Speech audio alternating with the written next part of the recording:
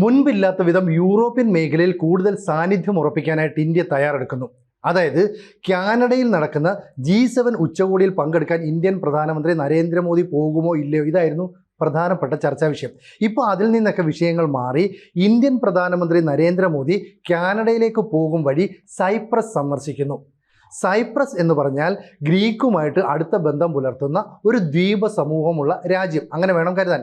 Mediterranean ദ്വീപ സമൂഹം എന്നോ അല്ലെങ്കിൽ ഈ യൂറോപ്പുമായിട്ട് അടുത്ത ബന്ധം പുലർത്തുന്ന ഒരു ദ്വീപ സമൂഹമെന്നോ ഒക്കെ തന്നെ ഈ സൈപ്രസിനെ വിശേഷിപ്പിക്കാം.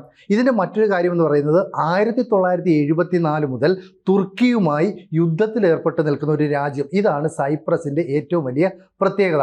ആ സൈപ്രസ് ഇന്ത്യ സന്ദർശിക്കുന്നു എന്ന് പറഞ്ഞാൽ തുർക്കിക്ക് നേരിട്ട് പണി കൊടുക്കാനായിട്ട് മോദി തന്നെ എത്തുന്നു എന്നാണ് അർത്ഥം. അതായത് തുർക്കി എന്ന് പറയുന്ന യൂറോപ്യൻ യൂണിയനിലെ അംഗത്വമുള്ള ഒരു രാജ്യം, വേണമെങ്കിൽ ഏഷ്യയുമായിട്ടൊക്കെ അതിർത്തി പങ്കിടുന്നു. അങ്ങനെയുള്ള രാജ്യം ഇപ്പോൾ യൂറോപ്പിലെ കാര്യങ്ങളൊക്കെ വിട്ടിട്ട് ഇന്ത്യൻ ഉപഭൂഖണ്ഡത്തിലേക്ക് കടന്നു കയറി ബംഗ്ലാദേശിനും പാകിസ്ഥാനുമൊക്കെ ചില സൈനിക സാമ്പത്തിക സഹായമൊക്കെ നൽകുന്നു. സിന്ദൂർ ഓപ്പറേഷനുമായി ബന്ധപ്പെട്ട് ആകെ പാകിസ്ഥാനെ സപ്പോർട്ട് ചെയ്ത ഒന്നോ രണ്ടോ രാജ്യങ്ങളിൽ ഒന്ന് എന്ന് പറയുന്നത് ഈ തുർക്കിയാണ്. അപ്പം അനാവശ്യമായി ഇന്ത്യയുടെ കാര്യത്തിൽ തുർക്കി കയറി ഇടപെട്ടതോടുകൂടി ഇനി തുർക്കിയുടെ കാര്യം ഞങ്ങൾ നോക്കിക്കോളാം എന്ന നിലപാടിലേക്ക് ഇന്ത്യൻ പ്രധാനമന്ത്രി നരേന്ദ്രമോദി മാറുന്നു. 1983 ഇന്ദിരാഗാന്ധിയാണ് ആദ്യമായിട്ട് സൈപ്രസ് സന്ദർശിച്ച ഇന്ത്യൻ പ്രധാനമന്ത്രി. അതിനുശേഷം 2002 AB വാജ്പേയി സന്ദർശിച്ചു.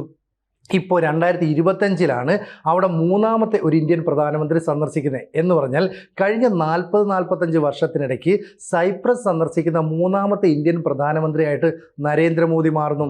അപ്പോൾ കുറേ കാലമായി ഇന്ത്യയും സൈപ്രസും തമ്മിൽ നല്ല ബന്ധമൊക്കെയാണ്. ഇപ്പോൾ ഇന്ത്യയും പാകിസ്ഥാനെയും ഒക്കെ വിഭജിച്ചതുപോലെ തന്നെയാണ് ഈ സൈപ്രസിലും ഒരു വിഭജനമുണ്ടായി മതത്തിൻ്റെ പേരിൽ. അതായത് ഏതാണ്ട് 1960 വരെ ബ്രിട്ടീഷ് കോളനിയായിരുന്നു ഈ സൈപ്രസ് എന്ന് പറയുന്ന മെഡിറ്ററേനിയൻ ദ്വീപ സമൂഹം.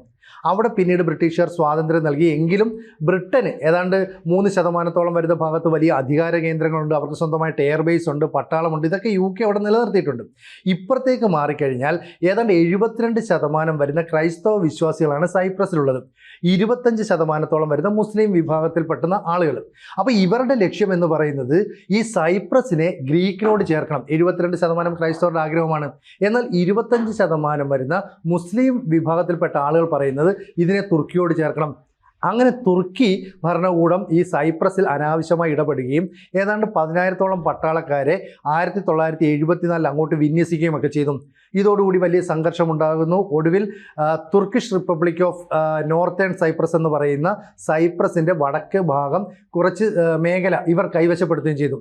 അങ്ങനെയാണ് ഇത് ഈ തുർക്കിഷ് റിപ്പബ്ലിക് ആണെന്നൊക്കെ പറഞ്ഞ് അറിയപ്പെടാൻ തുടങ്ങിയത്.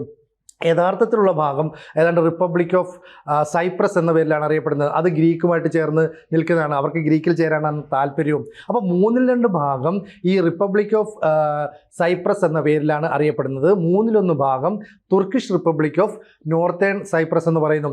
ഇതിൽ UN അംഗീകരിച്ച റിപ്പബ്ലിക് ഓഫ് സൈപ്രസിനെയാണ്. അവരോട് ഇന്ത്യയും യോജിക്കുന്നു, UN പല രാജ്യങ്ങളും യോജിക്കുന്നു. മാത്രമല്ല ഈ സൈപ്രസിൽ സമാധാനം വരുത്താൻ വേണ്ടിയിട്ട് UN അവിടേക്ക് സമാധാന സേനയൊക്കെ അയച്ചു. അന്ന് ഇന്ത്യൻ സേനയിലെ 3 കമാൻഡർമാർ അവിടെ സേവനം അനുഷ്ഠിച്ചിട്ടുണ്ട്. നമ്മുടെ നിർണായകമായ ഇടപെടലുണ്ട്. അവർക്ക് സ്വാതന്ത്ര്യം നൽകുന്ന കാലഘട്ടത്തിലൊക്കെ നമ്മൾ അവരുമായിട്ട് യോജിച്ച് പ്രവർത്തിച്ചു.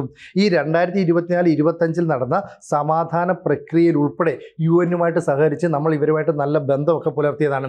ഇപ്പോൾ പ്രശ്നം എന്താണെന്ന് വെച്ചാൽ ഇവിടം കൈയടക്കാനായിട്ട് തുർക്കി ശ്രമിക്കുമ്പോൾ ഈ തുർക്കിക്ക് മറുപണിയുമായിട്ടാണ് ഇന്ത്യ അവിടേക്ക് രംഗപ്രവേശം ചെയ്യുന്നത്. സാധാരണഗതിയിൽ യൂറോപ്യൻ രാജ്യങ്ങളിലൊക്കെ ഉണ്ടാകുന്ന പ്രശ്നങ്ങളിൽ ഇന്ത്യ അനാവശ്യമായി തലയിടില്ല. ഇവിടെ പക്ഷേ തലയിടുന്നത് എന്താണെന്ന് വെച്ചാൽ തുർക്കി എന്തുകൊണ്ടാണോ പാകിസ്ഥാനെയും ബംഗ്ലാദേശിനെയും അനാവശ്യമായി സഹായിച്ചത്. അപ്പോൾ തുർക്കിയുടെ സൈനിക ശക്തി, സാമ്പത്തിക ശക്തി, അവരുടെ നിലപാട് ഇതൊക്കെ ഇന്ത്യ കൃത്യമായിട്ട് മനസ്സിലാക്കി. അതുകൊണ്ടാണ് എർദോഗനും കൂട്ടർക്കും എങ്ങനെ പണി കൊടുക്കാമെന്ന് മനസ്സിലാക്കി ഗ്രീക്കിന് തൊട്ടടുത്തുള്ള അർമേനിയ എന്ന് പറയുന്ന രാജ്യത്തിനൊക്കെ നമ്മൾ ആയുധ സഹായം നൽകിയത്. മാത്രമല്ല യൂറോപ്പിൻ്റെ കവാടമെന്നാണ് തുർക്കി അറിയപ്പെട്ടത്. ഇന്ത്യയിൽ നിന്ന് നിരവധി ആളുകൾ ടൂറിസത്തിനും മറ്റുമായിട്ട് തുർക്കിയിലേക്ക് പോയി. നമ്മൾ പറഞ്ഞു ഇനി അത് വേണ്ട, നമുക്ക് ഈ ഗ്രീസുമായിട്ട് കൂടുതൽ ബന്ധം വേണം, നമുക്ക് ഏതൻസിലേക്ക് ആളുകൾ പോകട്ടെ, അവിടെ ടൂറിസം കേന്ദ്രങ്ങൾ സന്ദർശിക്കട്ടെ. അങ്ങനെ ഏതൻസിലേക്ക് ടർക്കിയിലേക്ക്, ഗ്രീസിലേക്ക് ഒക്കെ നമ്മൾ മാറി ചിന്തിക്കാനായിട്ട് തുടങ്ങി. നരേന്ദ്രമോദി 2023 ഈ ഏതൻസ് സന്ദർശിച്ചിരുന്നു. അങ്ങനെ ഗ്രീക്കുമായിട്ടുള്ള ബന്ധം കൂടുതൽ ദൃഢമാവുകയും ചെയ്തു. ഇവിടെ ഈ തൊയ്ബ് എർദോഗൻ എന്ന് പറയുന്ന ഭരണാധികാരി കുറച്ച് മുസ്ലിം രാഷ്ട്രങ്ങളെയൊക്കെ കൂട്ടുപിടിച്ചുകൊണ്ട് ഇന്ത്യക്ക് ഒരു പണിയൊക്കെ കൊടുക്കാം, ഞങ്ങൾ ഇനി അവിടുത്തെ വലിയ സാമ്രാജ്യമാകാൻ പോകുന്നു എന്നൊക്കെ പറഞ്ഞ് വന്നതുകൊണ്ടാണ് നമ്മൾ എർദോഗന് പണി കൊടുക്കാനായിട്ട് ഇപ്പം ഇവിടെ സൈപ്രസ് സന്ദർശിക്കാനായിട്ട് തീരുമാനിച്ചതും. അപ്പോൾ മെഡിറ്ററേനിയൻ മേഖലയ്ക്ക് ഇന്ത്യക്ക് താല്പര്യമുണ്ടെന്നും വടക്കൻ മെഡിറ്ററേനിയനും തെക്കൻ മെഡിറ്ററേനിയനും നമുക്ക് താല്പര്യമുള്ള മേഖലയാണെന്നും ഇന്ത്യൻ വിദേശകാര്യമന്ത്രി എസ് ജയശങ്കർ നേരത്തെ പറഞ്ഞിരുന്നു. കാരണം 2022 ഡിസംബർ 30 ഇന്ത്യൻ വിദേശകാര്യമന്ത്രി എസ് ജയശങ്കർ ഈ സൈപ്രസിലെ ഏറ്റവും വലിയ രണ്ടാമത്തെ നഗരമുണ്ട് ലിമാസോൾ, അവിടെ സന്ദർശനം നടത്തി. എന്നിട്ട് പറഞ്ഞു, നമ്മൾ ഇവിടുത്തെ ധനകാര്യം, ഷിപ്പിംഗ്, ടൂറിസം, അതുപോലെ തന്നെ വിജ്ഞാന സമ്പദ് വ്യവസ്ഥ തുടങ്ങിയ മേഖലകളിലെല്ലാം തന്നെ നിങ്ങളുമായിട്ട് യോജിച്ച് പ്രവർത്തിക്കാൻ തീരുമാനിക്കുന്നു. നല്ലൊരു ബന്ധം വരുന്നു. ഞങ്ങളുടെ 3 സേനാ കമാൻഡർമാർ ഇവിടെ സേവനം അനുഷ്ഠിച്ചതിനെ നിങ്ങൾ പ്രശംസിച്ചു, അതിനെ ഞങ്ങൾ സ്വീകരിക്കുന്നുണ്ട്. അപ്പോൾ സ്വാതന്ത്ര്യത്തിന് മുമ്പുള്ള കാലഘട്ടം മുതൽ ഇന്ത്യക്ക് സൈപ്രസുമായിട്ടൊരു നല്ല ബന്ധമുണ്ടായിരുന്നു. ഇനി ഇന്ത്യയെ യൂറോപ്പുമായിട്ട് ബന്ധിപ്പിക്കാൻ വേണ്ടി നമ്മളൊരു India middle east Europe economic corridor നിർമ്മിക്കുന്ന പദ്ധതിയിൽ ഏർപ്പെട്ടിരുന്നു. അങ്ങനെയാണെങ്കിൽ സ്വാഭാവികമായും തുർക്കി ഉൾപ്പെടുത്തണം. പക്ഷേ യൂറോപ്പിൻ്റെ കവാടമെന്ന് പറയുന്ന തുർക്കിയെ പോലും മാറ്റി നിർത്തിക്കൊണ്ടാണ് നമ്മൾ ഇവിടെ ഒരു കണക്ടിവിറ്റി സ്ഥാപിക്കുന്നത്, അതായത് കിഴക്ക് പടിഞ്ഞാറ് കണക്ടിവിറ്റി സ്ഥാപിക്കാനായിട്ട് ഒരുങ്ങുന്നത്.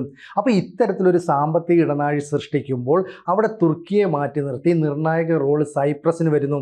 ആ സൈപ്രസിനെ നമ്മൾ സൈനികപരമായി സാമ്പത്തികപരമായി സഹായിക്കുമെന്ന് പരസ്യമായി നിലപാടെടുക്കുകയും ചെയ്യുന്നുണ്ട്.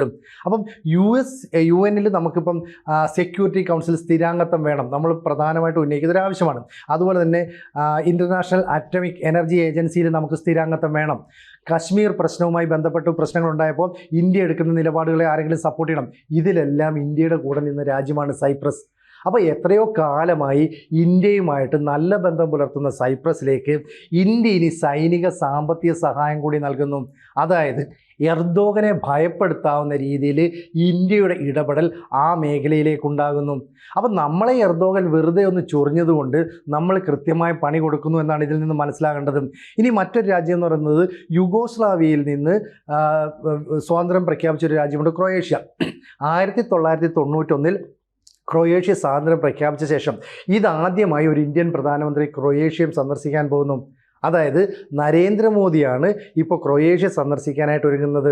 ജൂൺ 15 മുതൽ 19 വരെ കാനഡയിൽ നടക്കുന്ന G20 ഉച്ചകോടി കഴിഞ്ഞതിന് ശേഷം തിരിച്ച് ക്രൊയേഷ്യയിലേക്ക് വരികയും അവിടെ തങ്ങുകയും ചെയ്യും.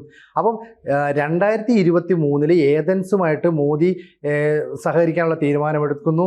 അർമേനിയയുമായിട്ട് കൂടുതൽ ബന്ധത്തിലേക്ക് പോകുന്നു. അതിനുശേഷമാണ് ഇപ്പോൾ ഈ പറയുന്ന ക്രൊയേഷ്യയുമായിട്ടുള്ള നല്ല ബന്ധം. ഈ ക്രൊയേഷ്യയിൽ 2021 നമ്മുടെ വിദേശകാര്യമന്ത്രി എസ് ജയശങ്കർ സന്ദർശനം നടത്തിയിരുന്നു. അന്ന് നല്ല ബന്ധം ഊട്ടിയുറപ്പിക്കാനുള്ള നടപടിയെടുക്കുകയും 2 വർഷങ്ങൾക്ക് ശേഷം ഇന്ത്യയുമായിട്ട് സൈനിക കരാറുമായി ബന്ധപ്പെട്ട ധാരണാപത്രമൊക്കെ ഒപ്പിടുകയും ചെയ്തു. ഇതേ ക്രൊയേഷ്യയിലേക്ക് നമ്മൾ പോകുന്നതിന് മറ്റൊരു കാര്യമുണ്ട്. കാരണം യൂറോപ്യൻ യൂണിയൻ്റെ അധ്യക്ഷ സ്ഥാനത്തേക്ക് ഇനി വരാൻ പോകുന്നത് ക്രൊയേഷ്യയിൽ നിന്നുള്ള വ്യക്തിയായിരിക്കും. അതായത് അടുത്ത വർഷം പകുതിയോടുകൂടി റൊട്ടേഷൻ അടിസ്ഥാനത്തിൽ യൂറോപ്യൻ യൂണിയൻ്റെ തലപ്പത്തേക്ക് ക്രൊയേഷ്യ വരുമ്പോൾ ഈ ക്രൊയേഷ്യയുമായിട്ടുള്ള നല്ല ബന്ധം പുലർത്താൻ നമ്മളിവിടെ തീരുമാനിക്കുന്നു. അങ്ങനെ യൂറോപ്യൻ യൂണിയനിൽ ഉൾപ്പെട്ട ക്രൊയേഷ്യയ്ക്കും അതുപോലെ തന്നെ സൈപ്രസിലുമൊക്കെ ഇന്ത്യ വലിയ സ്വാധീനം ചെലുത്താൻ പോകുന്നു എന്ന് പറഞ്ഞാൽ ഇൻഡയറക്റ്റായിട്ട് തുർക്കിക്ക് അടുത്ത അടി കൊടുക്കാനായിട്ട് പോകുന്നു എന്നാണ് ഇതിൻ്റെ അർത്ഥം. ഇപ്പം നിലവിൽ ഈ പറയുന്ന സൈപ്രസ് ഇന്ത്യ പിന്തുണയ്ക്കുന്നത് എന്താണെന്ന് വെച്ചാൽ അവിടെയുള്ള 60%-ലധികം ആളുകൾ ഗ്രീക്കിൽ ചേരാനായിട്ട് ആഗ്രഹിക്കുന്നു.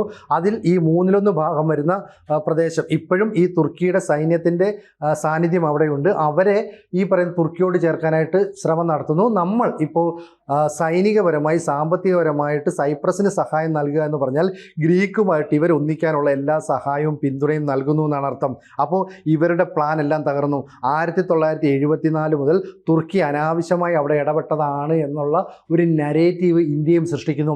വേണമെങ്കിൽ അവരെ അവിടെ നിന്ന് തുരത്താം. അപ്പോൾ ഈ തുർക്കിയുടെ ഡ്രോണുകളെയും ആയുധങ്ങളെയും ഒക്കെ ഇന്ത്യ പാക് സംഘർഷത്തിനിടെ ഇന്ത്യ നശിപ്പിച്ചു കളഞ്ഞത് ലോകമെങ്ങും ശ്രദ്ധിച്ചു. അതുകൊണ്ട് തന്നെ എർദോഗൻ്റെയും സഖ്യത്തിൻ്റെയും സൈനിക ശക്തിയെ നശിപ്പിക്കാനുള്ള പവർ ഇന്ത്യക്കുണ്ട്. ഇന്ത്യ അവിടെ അർമേനിയയുമായും സൈപ്രസുമായും ഗ്രീക്കുമായിട്ടുമൊക്കെ തന്നെ വലിയൊരു ബന്ധം സ്ഥാപിക്കുന്നു. അങ്ങനെ മെഡിറ്ററേനിയൻ മേഖലയിൽ ഇന്ത്യ സാന്നിധ്യം ഉറപ്പിക്കുകയാണ്. അങ്ങനെ യൂറോപ്യൻ യൂണിയൻ്റെ ഭാഗമായിരുന്ന തുർക്കി എങ്ങനെ ഇന്ത്യയെ ഉപദ്രവിക്കാൻ ശ്രമിച്ചോ അതിന് കൃത്യമായ മറുപടി ഇന്ത്യൻ പ്രധാനമന്ത്രി നരേന്ദ്രമോദി നേരിട്ടെത്തി കൊടുക്കാനായിട്ട് പോകുന്നു. അപ്പോൾ ഈ സൈപ്രസുമായിട്ടുള്ള ബന്ധം ഇന്നും ഇന്നലെയും തുടങ്ങിയതല്ല, കാലങ്ങളായിട്ടുള്ള ആ ബന്ധമുണ്ടായിരുന്നു. എല്ലാ കാലത്തും UN-ൽ ഇന്ത്യയെ പിന്തുണച്ച രാജ്യങ്ങളൊന്ന് സൈപ്രസ് ആണ്. അതേ രാജ്യവുമായി ഇന്ത്യ കൈകോർത്തുകൊണ്ട് തുർക്കിക്ക് വമ്പൻ പണി കൊടുക്കാൻ ഒരുങ്ങുന്നു എന്നാണ് ഇപ്പോൾ പുറത്തുവരുന്ന വിവരങ്ങൾ. കൂടുതൽ വാർത്തകളും വിശേഷങ്ങളും നിങ്ങളിലേക്ക് എത്താൻ ABC മലയാളം സബ്സ്ക്രൈബ് ചെയ്യുക, ബെൽ ബട്ടണും അമർത്തുക.